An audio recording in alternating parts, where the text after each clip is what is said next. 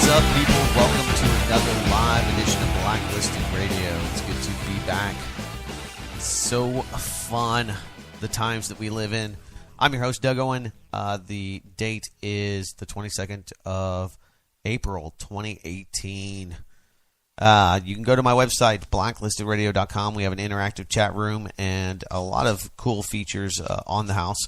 And, of course, you can find most of the stories that we talk about at blacklistednews.com, from which we aggregate the news and topics and in most of the issues that we discuss on the show. It's a two-way conversation. You can talk to the illustrious producer, Ken, across me, right there behind the glass at 800-313-9443. You can tweet at me, BLN Radio is the handle. And, of course, you can text the show, which a lot of you people out there like to do, which is good. It's 512-222-3067. That's 512-222-3067. So much stuff has happened. Of course, the aftermath of the bombing in Syria, the debate about how many missiles were possibly intercepted by the Russians, of course, the targets, and the State Department, the U.S. government's reluctance to even investigate or take any of the UN panel that is now there on the ground that's investigating the alleged poisoning in Duma. Anyway, not much of that matters because regardless, the U.S. government has done a pretty good job at pulling itself and allied partners back into Syria. So it's the constant game. Are we in? Are we out? Of course, presidential candidate Donald Trump talked about all of the wasteful and egregious wars the U.S. was waging across the Middle East. How it was frivolous and pointless.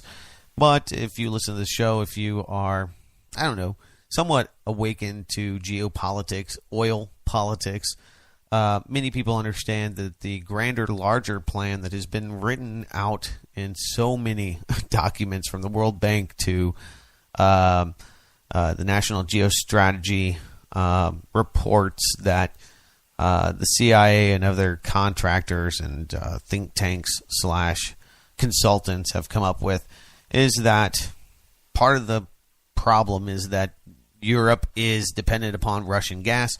And if they can only get some of those pipelines through Syria from partner countries, through Turkey, there to Iraq and the rest of the Middle East, that they wouldn't have that monopoly. And the U.S. could further isolate Russia in the world of influence and financial strangleholds from which they do have and can operate. Of course, we've seen the ever-present move towards the absence of the U.S. Federal Reserve note being the world reserve currency. And that's evident in Iran, China, Russia, participants in the Shanghai Cooperation Organization now going outside of the U.S. dollar to trade oil and other energy sector services.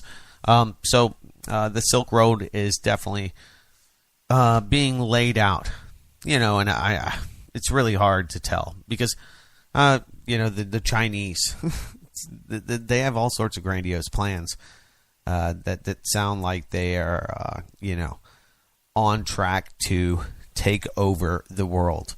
One of which is the alternative Panama Canal that the Chinese were laying and spent some money on. I heard that they were going to spend upwards of $10 to $20 billion building an alternative route through through Panama and actually rerouting through Nicaragua to have the ability to ship large tankers carrying liquefied natural gas.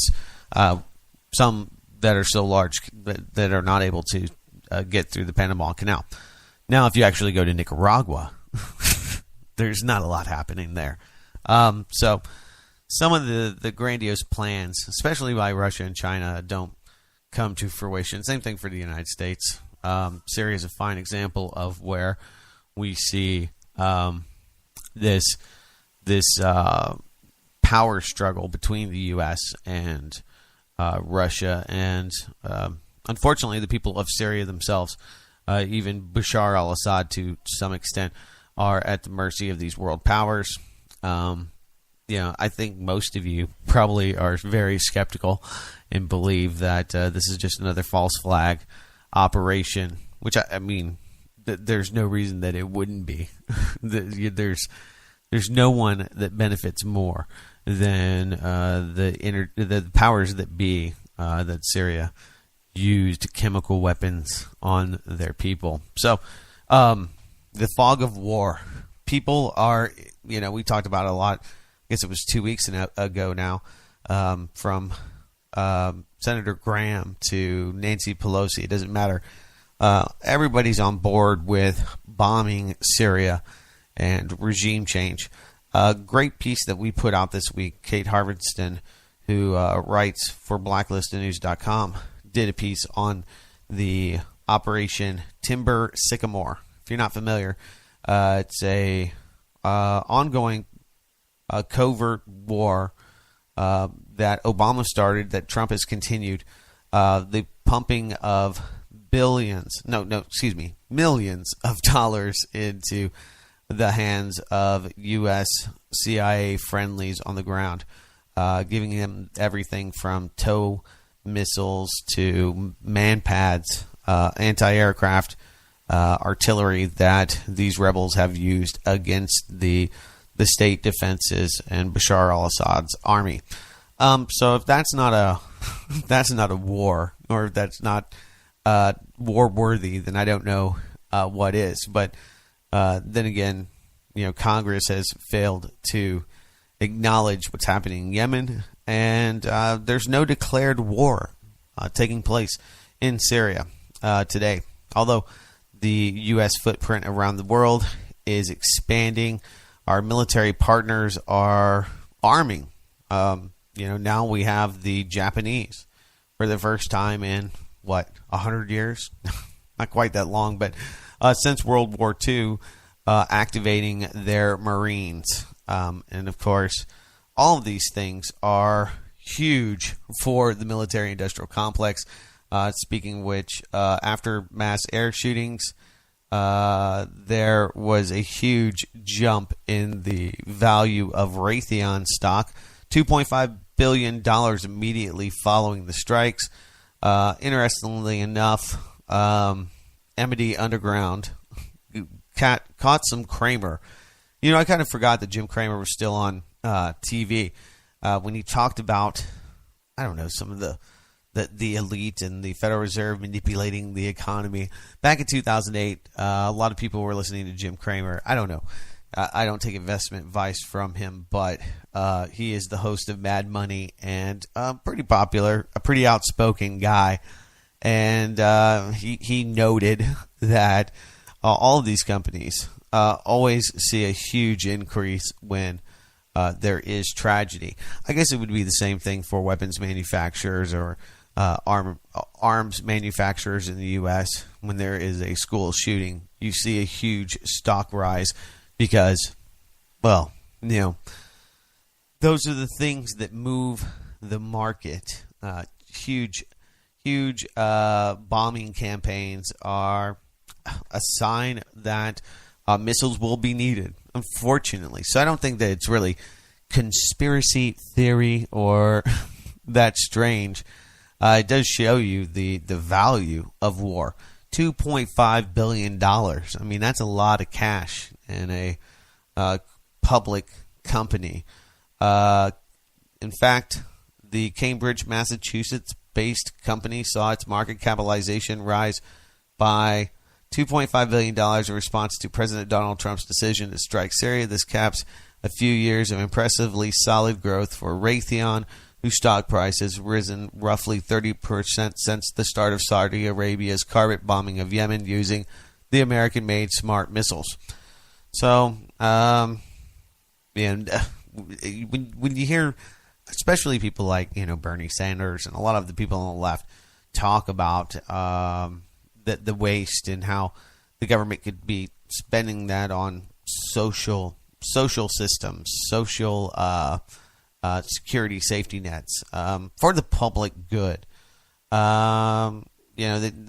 They never curtail spending or any of that for companies like Raytheon.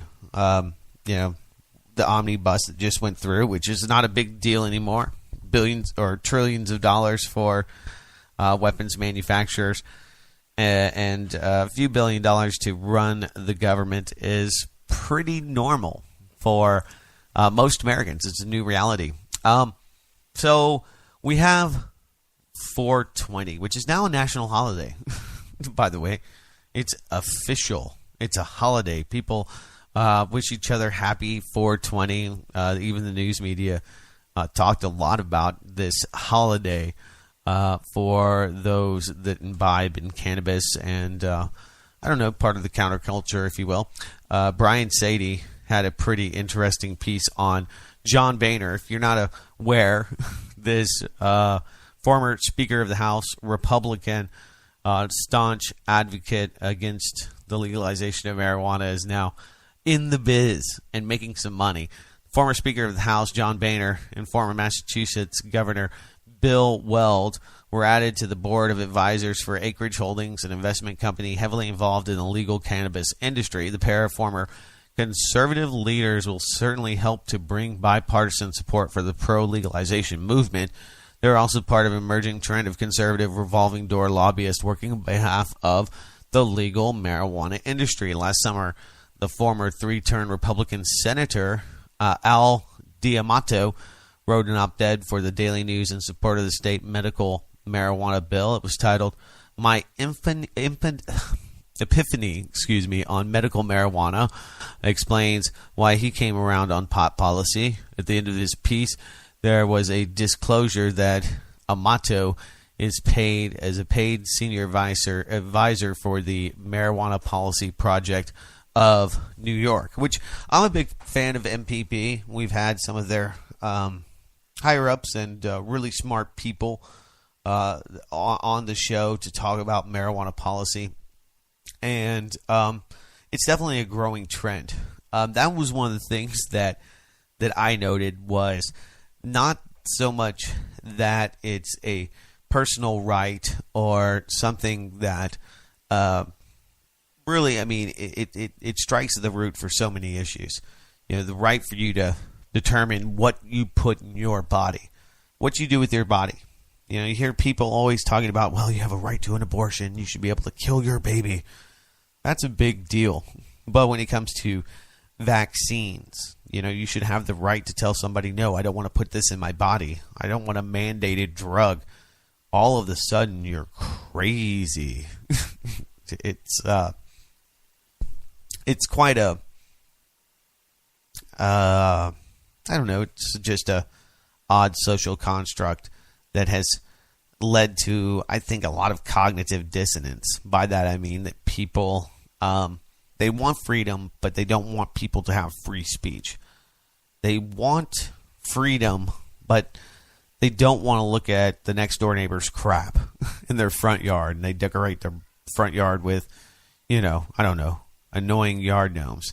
They want the Stasi to come by and make those people conform into their perfect little world. So I think when it comes to marijuana, it's kind of a no-brainer. I don't think that it should be something that's commodified and regulated and taxed and stamped.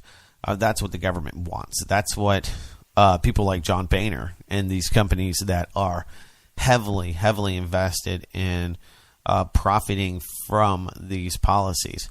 When you look at a lot of industries, none are probably more potentially valuable than legalized pot. 80% of people admitted that years ago in this study that they have at least tried pot. So, when you think about that huge customer base, and of course, alcohol companies are worried about the loss of customers. Opioid companies, big pharma, they're worrying about the loss of their customers. But it is a a tidal shift in, I think, the impression, the overall viewpoint. The polls show that more and more people have accepted pot as a much safer alternative to even alcohol, which, is, I think that alcohol is fine, so I hate to throw alcohol under the bus, because obviously with anything, it's how you use it. It's about moderation. Should we ban trans fat, and should we ban hamburgers because people just can't stop shoving them in their mouths? No. You have to have some kind of restraint, and people overindulge in anything. So it's not to say that there are no dangers. I know a lot of people get pretty offended by that. Oh, there's no danger, Doug. Of course there's danger. I've seen people ruin their lives. They sit around playing Minecraft and smoking weed all day. Sure. With anything that you consume and you really like, call it an addiction, call it what you will. You can psychoanalyze it, but people can abuse just about anything. Look at people, with cell phones. Can you get too much I like my cell phone, but I have rules. I don't pull it out during dinner unless there's an emergency. There's a different. I don't know. I think that the emergence of this technology and these social changes have helped that, because people are more aware of cannabis. It's more socially accepted. So people like John Boehner, they see the money in marijuana. Craft beer's doing pretty well here in the U.S. And anything the government can tax, they love it. Look at cigarette taxes. Tell you not to smoke, but man, do they love making that revenue. They would hate for you to stop smoking, quite honestly. Interesting story, just one of many. You don't hear for any regulation of smartphones, at least not in this country. France wants to restrict the ability for, you have to be, 18 to get onto Facebook. I don't know. It's probably not a bad idea, quite honestly, but, I also think that you have to have people with self-control, and ultimately, if there's no consequence and I don't know. I guess it's like kids drinking. I don't know. I think that they're better off at the house probably having a beer with you than they are sitting there reading self-deprecating stuff from Facebook. I don't know. Smartphone addiction increases loneliness, isolation. Studyfinds.com has this piece. It's well known that smartphone or more broadly digital addiction can result in many negative mental effects on people over time. In recent research, they found it creates brain imbalance in teens. Now the new study finds that over-attachment to your phone can cause serious social problems, boosting feelings of loneliness and isolation while worsening anxiety and depression symptoms. Smartphones have become useful everyday tools that essentially manage our daily lives, from calendars to calorie monitor to sleep aids. Smartphone owners find themselves constantly glancing at the screens from the minute they wake up to the seconds before hitting the sack, whether it's reading push notifications, blah, blah, blah, blah, blah, blah, blah, blah, blah, news feed. It's driving you crazy, crazy. That's the deal. I think that people are always worried about missing something. And maybe it's just humanity being in touch with reality that they are missing. Anyway, we'll consider it. We'll talk about it on the other side. Your comments, questions, concerns, complaints are always welcome. 800-313-9443. It's Blacklisted Radio. All right, welcome back. It's Blacklisted Radio. Ken and I are debating whether or not we could leave cell phones for the rest of our lives for some undetermined amount of money. I don't know. They are handy tools, but I know they're listening to me. It's not even debatable whether they are the best electronic spy device ever. I don't know why anybody would want these Alexa machines, the Alexa machines. I sound so old. These interactive microphone speakers that you can talk to. I don't know. It probably just make you more and more depressed as you play with it. iPhone X is dead as consumers turn their backs on pricey smartphones. Analyst reports Apple is likely to stop producing iPhone X smartphones, according to Mirror brand analyst Neil Campling. The oversupply of chips and high prices are the reason, he says. Taiwan Semiconductor Manufacturing, the world's largest semiconductor foundry company, is facing a problem with an oversupply of chips, and the company's stock was down 6.3% on Friday. So, regardless of whether this comes to fruition, it's just a stock analyst looking at the company, maybe having some inside scoop on TSMC and the overproduction of microchips. But, I think that we've hit this wall. We've hit saturation when it comes to all of these features and, $1,000 phones. Sure, there's people that can afford it, and there's people that are so into Apple products or their favorite smartphone technology, all of the filters and cool things they can do with it, the facial recognition. All of the things that come along with a handheld computer, a smart device. Call it what you will. It's a lot of things. It's a flashlight for me. But at what cost? And I know that a lot of these cell phone companies, primarily, AT&T, Sprint, Verizon, the big ones, there used to be programs where you could get the latest phone and you'd have to pay $50, and maybe they would, graduate, $100, cost into your bill, and you could pay it out over, a 6-month period. But every 2 or 3 years you would get, an upgrade, and they'd give you this free upgrade of the new phone. Well, apparently this isn't happening. I don't know how many of you are on these plans and have been forced to buy a $500, $600, $700 phone. But I guess when my Samsung craps out, I'll be on eBay trying to find a bootleg or just moving off of the platform. I'm hoping that this will make it to the Light phone when I get the Light Phone 2 that's coming out. The phone that's an actual phone, and it only texts and takes phone calls, and it does nothing else. So that I can get back. I don't know.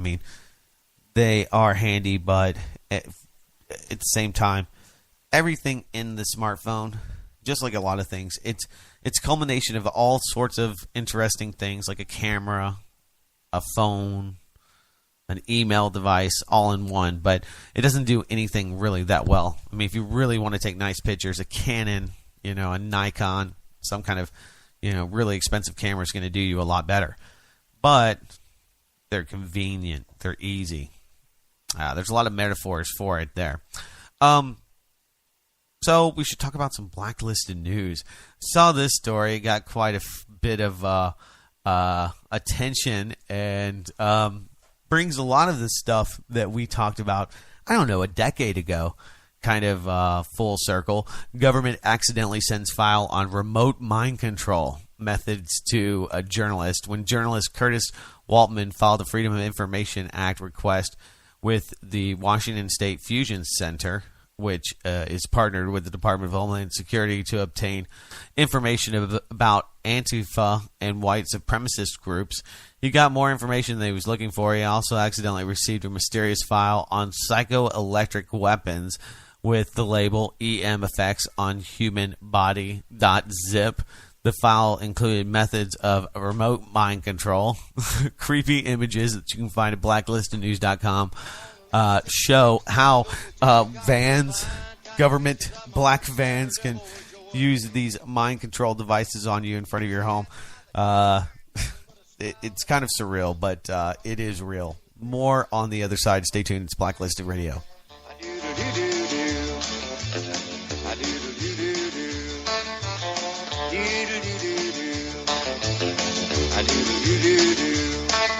Here we go. All right, welcome back. It's Blacklisted Radio. whether or not it's a mistake, it's interesting that the fusion centers are getting this kind of information. They're partnered with the Department of Homeland Security, and they are basically a conduit of information linking transportation systems and government entities, the police department, a lot of things to the Department of Homeland Security. InfraGard, which is the unit that looks over protecting on behalf of the Department of Homeland Security U.S. infrastructure. But anyway, this kind of comes from, I don't know, something from the 1974 technology of, the voice to skull technology, the direct voice in your head. And the pictures are pretty telling. It has a little guy at one house with a machine, basically mind controlling people next door. There is a helicopter using electromagnetic weapons, different frequencies on people inside of a home. Makes me think of some of the stuff that they probably did to the people in Waco. And some of the things here, forcing artificial tinnitus, forced waking vision, some synced with body motion, forcing memory blanking, and induced erroneous actions. Kind of think of Men in Black, somebody come by and wiping your mind with this directed energy weapon. Of course, the question is, are people being microwaved? And I think about, what was happening in Cuba with all of these diplomats and other people in the government, getting tinnitus, going deaf, having a lot of symptoms of electromagnetic or psychoelectronic weaponry. And there's a lot of people that claim that the government is using this on them, that they are test subjects. And I imagine, out of the hundreds, if not thousands of claims by people, individuals of this, that some of them are probably true. Some of them are probably real. But, of course, if you talk about this, you're probably crazy. Anyway, speaking of, something that's sacrosanct, that is Hollywood. Hollywood giants are usually above scrutiny, other than those that have been caught up in the Me Too movement. I don't know. It hasn't hurt some of these actors and others that, Ben Affleck comes to mind, that were pegged as creepers. But they are, the modern day illusionists. They are the reality creators. And so when you have somebody that jumps off of the cliff, somebody goes overboard, usually there's huge demonization. Roger Waters is somebody that's been hypercritical of not only U.S. intervention in the Middle East, but also Israel and the treatment of them or the treatment of Palestinians by them. Max Blumenthal had this. The White Helmets tried to recruit Roger Waters with Saudi money during a Barcelona concert in April 13. Roger Waters denounced the Syrian White Helmets as a fake organization that exists only to create propaganda for jihadists and terrorists, warning that the group's unverified claims about chemical weapons attacks across insurgent-held territory were aimed at triggering Western military intervention. Waters cautioned his audience, quote, "If we were to listen to the propaganda of the White Helmets and others, we would encourage our governments to start dropping bombs on people in Syria. This would be a mistake of monumental proportions for us as human beings." End quote. It's pretty powerful and well-spoken by Mr. Roger Waters. And, of course, I'm a big Pink Floyd fan. I was listening to him on 420, bro. Anyway, in fact, Waters had first-hand experience with the powerful pro-war PR operation behind the White Helmets. Back in October 2016, a public relations firm representing the White Helmets called the Syria Campaign attempted to recruit Waters by inviting him to a lavish dinner organized by a Saudi-British billionaire, Hani Farsi. The rock legend and renowned activist was told that by singing or by signing on to the organization's mission, he could help elevate the voices of Syria's peaceful heroes. Just days before his recent concert in Barcelona, Waters was lobbied again to support the White Helmets, this time by an eccentric French photojournalist affiliated with what he described as a very powerful Syrian network. The activist demanded to join Waters on stage and deliver a message for the children of Syria. Waters did not respond to her request. No, calm down. But anyway, the U.S. government has been spending a lot of money helping the White Helmets on the ground, which is just another arm of this. They are the propaganda arm for U.S. intervention in Syria. And I don't know how many times these guys. One of the things is they can't stop catching themselves recording these videos and putting them on Instagram and all over social media. They're just too excited, taking selfies and such. They kind of let the cat out of the bag. It's one of the problems with the White Helmets. Not to say that they aren't helping some people on the ground, but staging these chemical weapons charades is something that they are notorious for, and have done so. So there have been several that didn't really get traction because they were obviously fake and obviously had all sorts of problems with the story. Not that the Duma story is any better or that there aren't problems with it, but I mean, it was obvious. And so I saw some of the videos, and some of you have as well, of kids, getting ready for a chemical attack and jumping on the ground and whatnot and putting on masks. And some people were saying, well, this is obvious propaganda. Or, it looked like to me maybe kids preparing for, the gassing that they're being threatened with by the government, their parents. Prepare for the gassing. Prepare for the gassing. Not that... So it's not that shocking that they would be rehearsing. So, but some of the White Helmet stuff, I mean, watch it for yourself. I think that it's pretty self-evident. There's pretty, just like the Aleppo boy, his dad came out and said, no, this is all being used as propaganda. I mean, you got to take it with a huge grain of salt. But most people, don't dig behind the headlines and do whatever they're told. So that's unfortunate. Last podcast, we talked about the Nexus or Nexium group.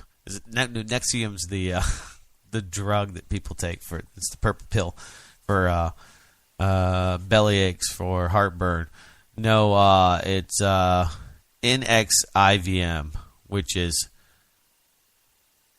how do you say it? They had it on the other one. I don't know.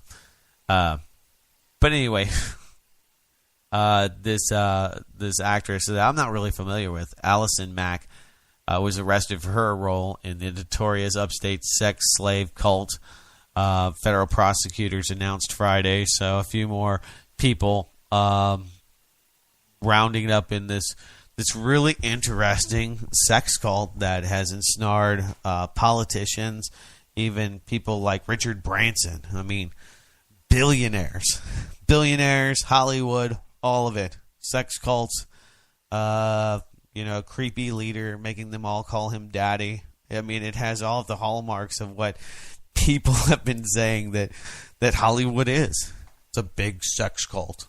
Big cult of devil worshippers putting their messages into movies.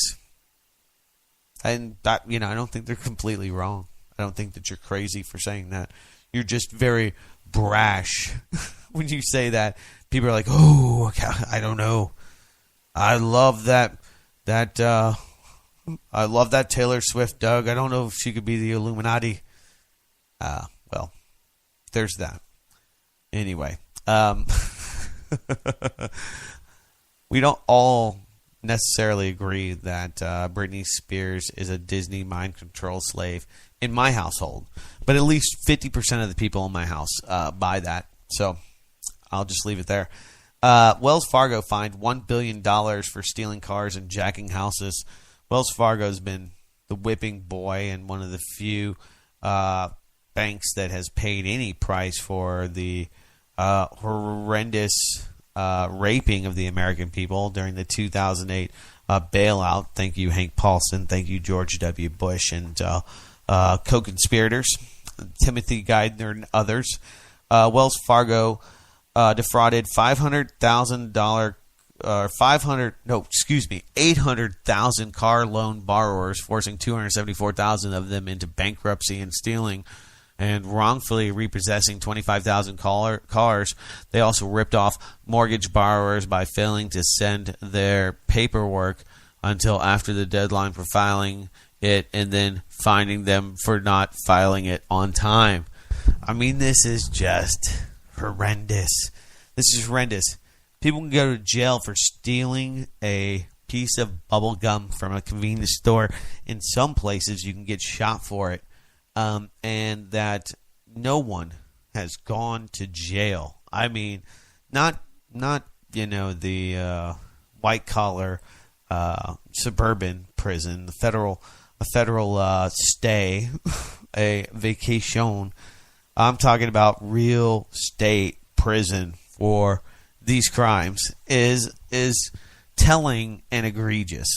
Now the Consumer Financial Protection Bureau has hit the bank with a $1 billion fine in what may its last ever action. Horrible writing. Boing boing. Let's see.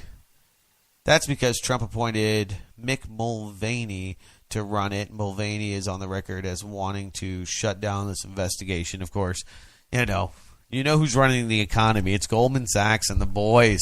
Same people that have been running it forever. And that, and I don't know, when people look at the FBI and people inside of the State Department, Bueller, I'm like, yeah.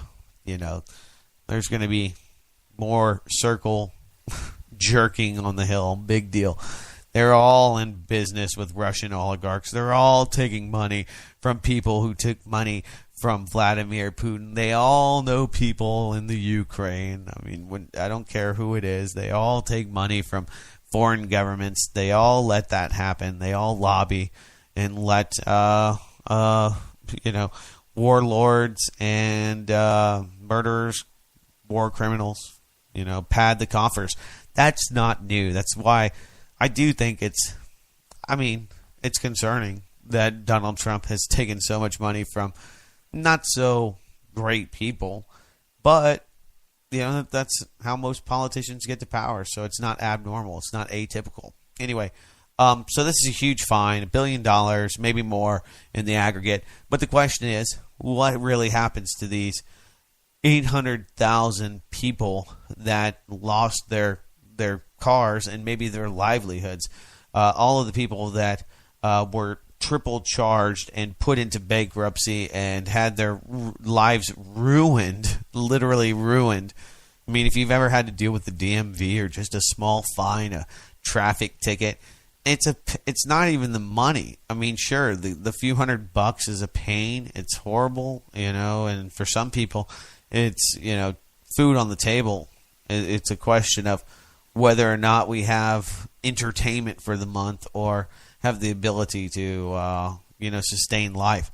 For a lot of people, it's that. Most people, it's a huge annoyance. And it's one of the things that, even if you prove yourself to be innocent, you can beat the rap, but it's so hard to beat the ride. Taking that ride is a real pain in the butt. And so, I mean, I couldn't even tell you what the compensation should be for having to go to court and or having your credit score ruined and then being forced to borrow money at higher interest rates. But it shows the systemic problem that we have in banking and how predatory. I mean, if you do business with Bank of America, it's pretty bad. I have an account with them and people chastise me because they suck and because I guess they're not loaning money to businesses that purvey firearms. And so, yeah, I think there's moral issues. That's why I'm moving all of my stuff to a local credit union. But Wells Fargo's far worse. Far worse. And so they'll pay some money. It'll probably be a penance compared to what they reaped in these fines and repoing people's cars and all the rest of it. But it seems that in places we have holdouts for those that still care about freedom, that still think that it's okay to buck the system, that it's very patriotic to buck the system. Entire county refuses to obey new gun control law, declares itself gun owner sanctuary. This out of Breitbart. Amid political buzzwords of sanctuary cities and gun bans, one Illinois county decided to wade into the fray by declaring itself a sanctuary for gun owners. The Effingham County Board voted this week 8-1 to order its employees not to enforce any laws that would unconstitutionally restrict the Second Amendment to the Constitution. Effingham County State Attorney Brian Kibler said the measure is meant to act as a warning shot to tell the state legislature that the county does not want unnecessary gun control measures or for the sale of firearms to be jeopardized. And there's a resolution here. We posted it at blacklistednews.com. You can read it in its entirety. But we've heard the calls for, especially in Illinois, to ban any AR-15. I think there was one town that made it illegal. The city board came together and voted to round up anybody that had an AR-15. Anybody that did not turn it in would have to pay a fine of $1,000 per day if they did not turn in their AR-15, their rifle, their gun to the city. So city managers, not that brilliant, and complete reactionaries, trying to make a national political point, failed miserably. And of course, the media in the mainstream is not talking about these guys because they don't want this to catch on like fire. We'll take a quick break. Back in a moment. It's Blacklisted Radio.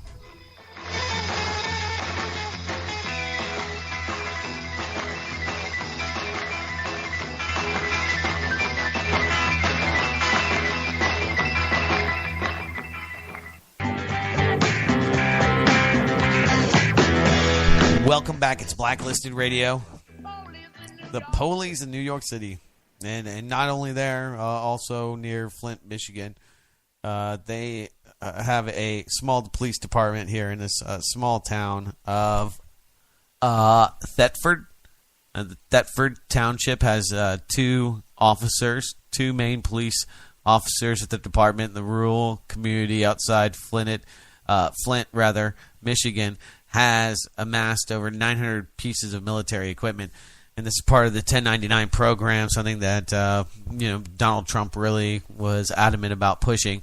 Some of the free material received through the program included mine detectors, Humvees, tractors, backhoes, hydro seeders, forklifts, motorized cars, and even a riding lawnmower. So anyway, they did this audit of the $1 million worth of gear that the police department had, and they received things like boat motors, all sorts of, I guess, just kind of junk that they probably requested or was just handed to them through this program, or you start digging into it and like, oh yeah, Buddy needs a new Johnson 50 two-stroke for his John boat. Let's go ahead and get that thing.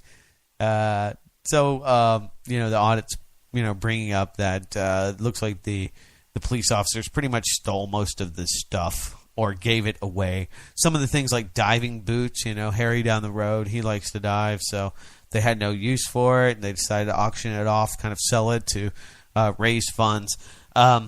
Whether that's legal to do or not, I'm not sure about the ethics of it, but it just shows you how massive troves of unused equipment that has flown from Iraq right back here to the home front. Most of it's junk by now, but I don't know. I mean, you use a Humvee to, raid a little old lady down the road. Probably not very likely here in this small town of Thetford, but another glaring example of the massive waste and corruption that you find in the military-industrial complex and the weaponization of police forces. This story about the mind control, the remote mind control, and how the Department of Homeland Security is working directly with in federalizing these police departments across the U.S. is shocking and doesn't get enough attention here. There's no doubt about that. See, we got about a minute here. It's pretty interesting the times we live in. I have two small ones. I have a 4-year-old and a 15-month-old. And, I look around at what's happening in the world and, just these indoctrination centers that become the alternative to homeschooling. I think that should be the way, the first choice. But it's just amazing how people keep telling us that you need to get social. You need to socialize with all the people out there. And I just keep thinking, I don't know if I really want to be that socialized. Maybe my kids, they probably need to be exposed to the world. But I don't know. It's a crazy world. And that's why I do the show, because I think about them all the time, and I wonder, what the hell are we gonna be giving them? It's food for thought. All right, guys, thank you for the time tonight. I know it was kind of a parted show, lots of thoughts all over the place, random rants and raves. We do that from time to time. I'll be back next week with a more concise, hard-hitting episode of Blacklisted Radio. Thank you for being part of it. Until then, take care.